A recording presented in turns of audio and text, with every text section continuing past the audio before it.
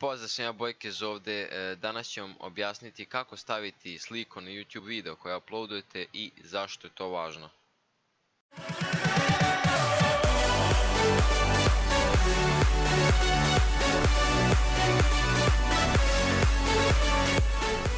I evo nas nazad na to koju sličicu treba da stavimo, tako da sada kada stavite klip da vam se uploade i kada ova obrada bude gotova, izbacit će vam 3 sličice kao sad ćete da stavite, tako će drugi da vide taj klip u listi tamo, tu će sliku da vide.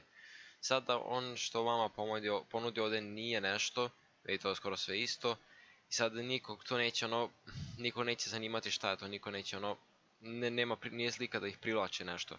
Kad stavite tu sliku, ta slika mora biti nešto će navući ljude da kliknu na to, nešto što im daje kao da je to kvalitetno i dobro.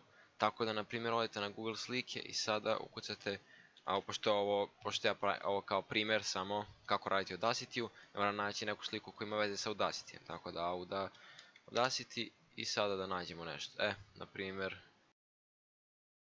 Save Images, na primjer Desktop Audacity, ok, idemo vamo, idemo prilagoditi na sličica, Desktop, Audacity, ukucati ime slike, evo ga. Sad će njemu trebati samo da učita i tako će vam izgledati ova slika i kako raditi Audacity-u. I sada kad neko to vidi, to se lepo stopi s naslovom i neko je zainteresovan da klikne na to i da pogleda vaš video. Tako da sličica vam je, pored naslova, jako korisna stvar i trudite se da stavite što bolje thumbnail ili sličicu i tako ćete privući mnogo više viewsa, kao i naslov da vam bude dobar. Tako da mora naravno da ima jedno veze s drugim i nađite neku zanimljivu, tako da privlači ljude. To je to, tako stavite sličicu koju će neko da gleda. Tako da to bi bilo to i nadam se da mi je ovo pomoglo i vidimo se u sljedećem tutorialu. Pozdrav!